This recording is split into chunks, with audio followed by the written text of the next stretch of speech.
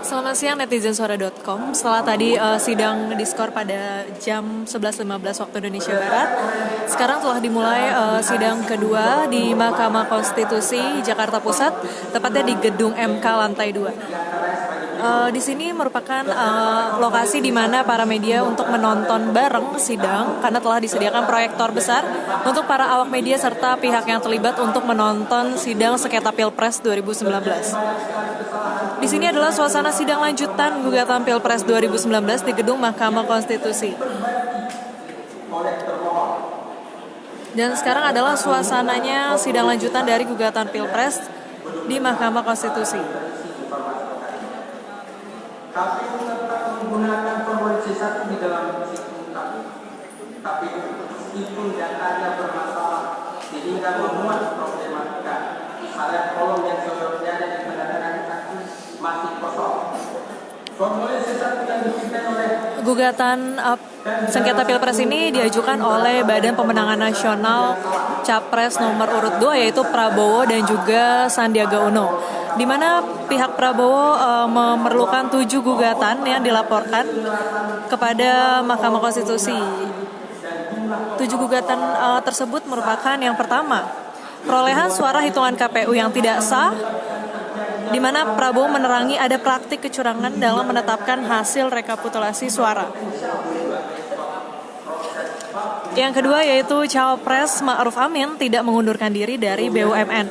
Dan kubu Prabowo pun mempermasalahkan posisi Ma'ruf Amin yang masih menjabat sebagai karyawan BUMN saat pencapresan berlangsung. Informasi ini pun tercantum dalam laman resmi BUMN Bank Mandiri yang menampilkan nama Ma'ruf Amin. Gugatan yang ketiga yaitu sumbangan dana kampanye.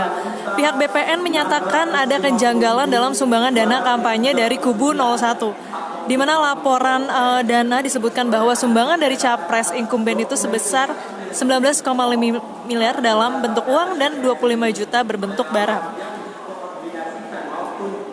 Dan yang keempat adalah gugatan penggelembungan DPT, di mana dalam poin gugatannya kubu Prabowo menyoalkan teknis penyelenggaraan pemilu, di mana kubu Prabowo menduga ada penggandaan suara sebanyak 17,5 juta pemilih dan daftar pemilih khusus sebanyak 5,7 juta. Menurut mereka, jumlah DPT dan DPK tidak wajar ini mencapai 22,03 juta pemilih dan berkorelasi dengan menggelembungnya suara Jokowi Ma'ruf yang merupakan capres dan juga cawapres nomor urut 1. Gugatan yang kelima yaitu dugaan kecurangan sistem penghitungan suara atau situng.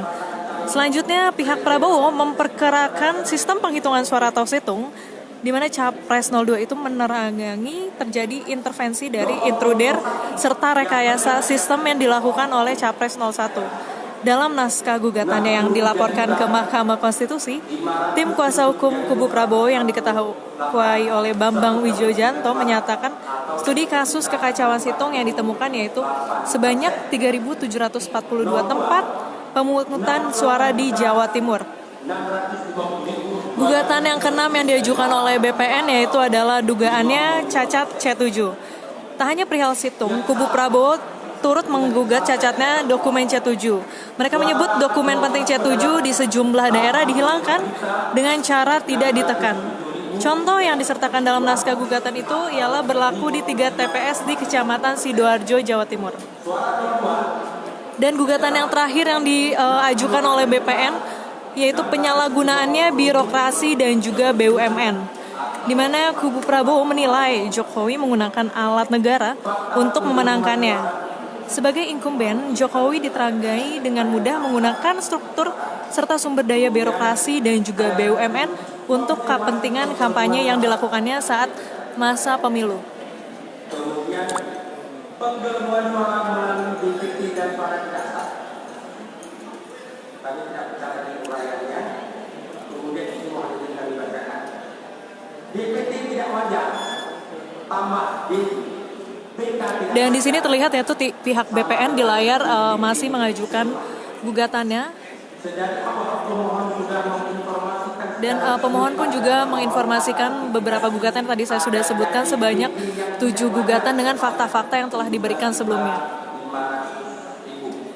Dan termohon tidak pernah apakah mampu menjelaskan kebenaran informasi yang Untuk diketahui netizen, yaitu sidang pemeriksaan perkara akan dilakukan pada 17 hingga 21 Juni 2019. Dan sidang tersebut dengan agenda pemeriksaan saksi dan juga alat bukti.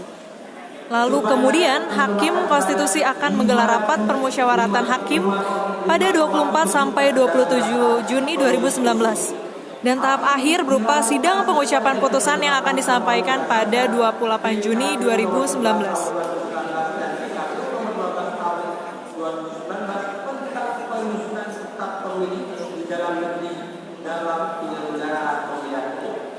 Tindakan penambahan jumlah pemilih tersebut sangat tidak wajar dan tidak dapat diklarifikasi, padahal sudah ada DPT siluman yang disebut sebagai DPT tidak wajar sebelumnya yang dipersoalkan dan yang sangat senang.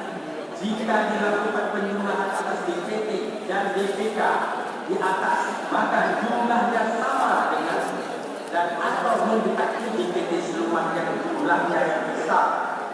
22.034.193 orang dan berkorelasi dengan kecurangan yang tidak terbatas hanya dengan penggelembungan suara yang menentukan pasangan capres dan wacapres nomor 1. Berdasarkan data informasi dan kajian yang dilakukan oleh pemohon, rincian indikasi penggelembungan suara dimaksud adalah sebagai yang dihadirkan juga untuk provinsi Indonesia akan ditambah data luar negeri.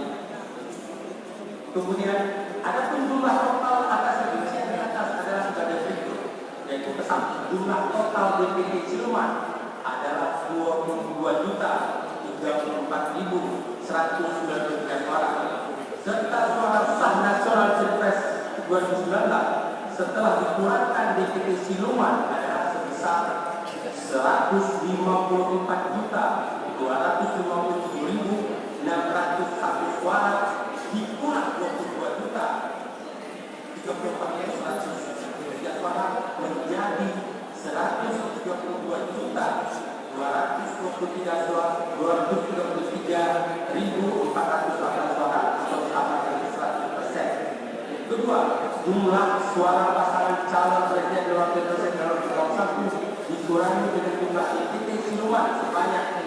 85.607.362 dikurang 22 juta 34.193 sama dengan 63.573.169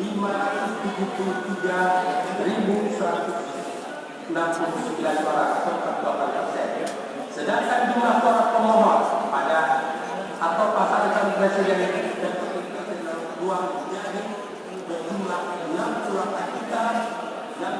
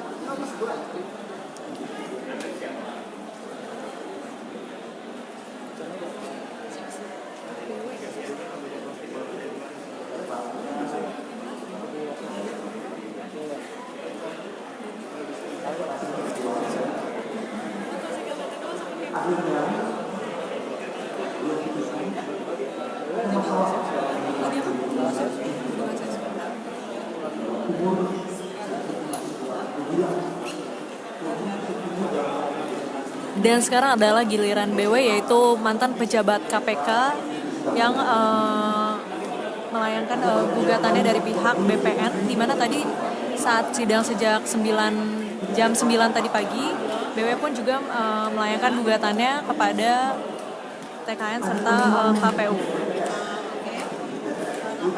Dalam sidang kali ini BW juga menjelaskan serta menjabarkan beberapa fakta kecurangan yang dilayangkan kepada Capres dan Cawapres nomor urut 1.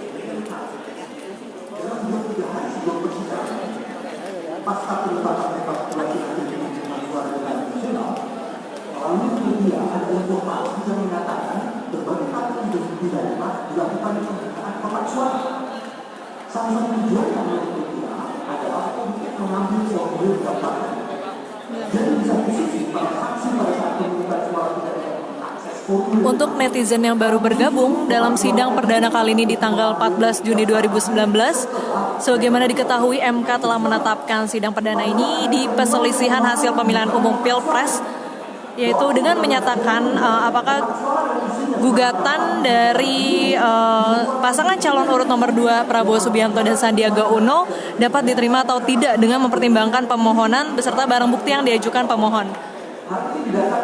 Dan nantinya pada tanggal 24 hingga 27 Juni akan dilanjutkan dengan tahap rapat permusyawaratan hakim atau RPH, dan sementara itu sidang pembacaan putusan paling lambat dibacakan pada tanggal 28 Juni 2019.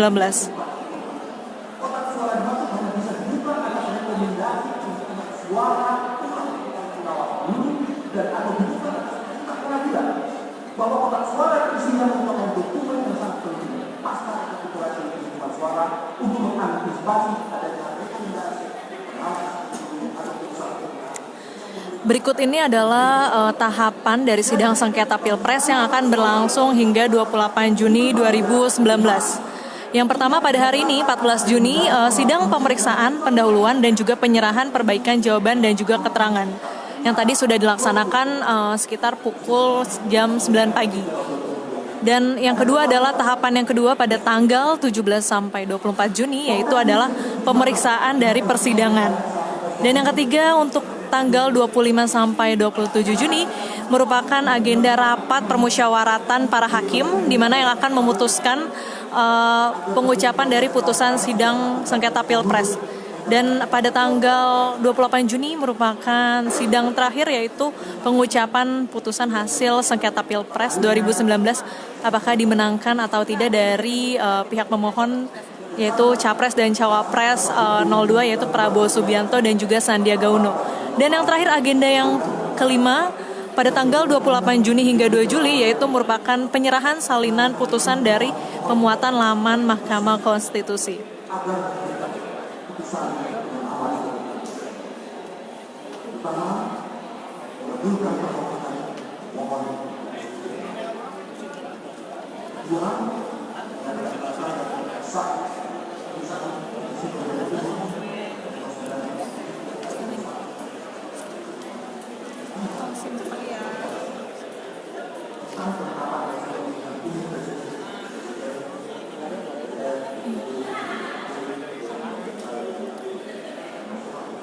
Bagi netizen yang masih bergabung dan baru bergabung, untuk diketahui lagi sebelumnya, sidang ini merupakan agendanya pemeriksaan dari pendahuluan dari alat bukti yang disampaikan dari Capres dan Cawapres nomor urut 2. Majelis pleno pun yang terdiri dari 9 hakim konstitusi dan juga dipimpin Ketua MK, yaitu Anwar Usman, melakukan pemeriksaan permohonan yang diajukan oleh kuasa hukum pasangan nomor urut 2.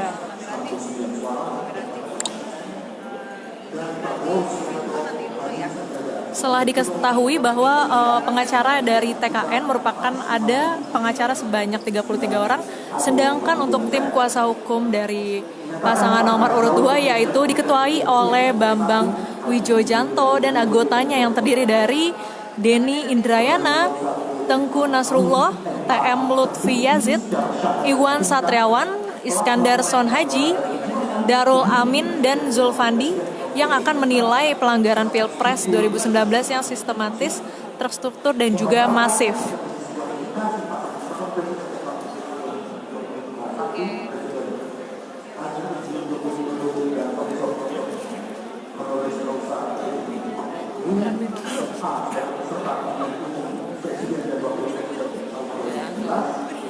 Menetapkan pasangan Saat ini di layar masih terlihat BW masih membacakan sejumlah gugatan dari BPN di sengketa Pilpres 2019 kali ini.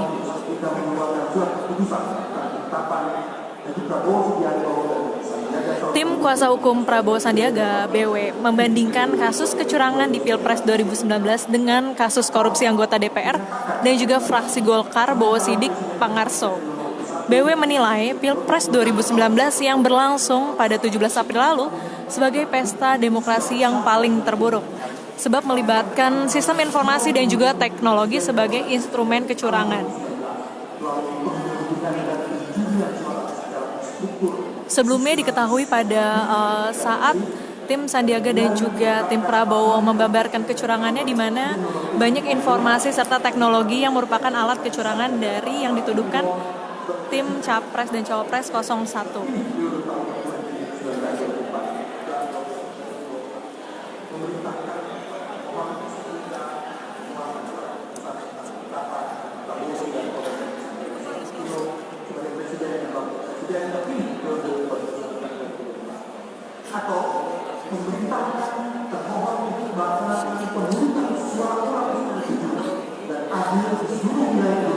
Simak terus sidang sengketa Pilpres 2019 dan nanti saya akan update kembali untuk sidang lanjutan kedua ini yang telah dimulai pada pukul 13.00.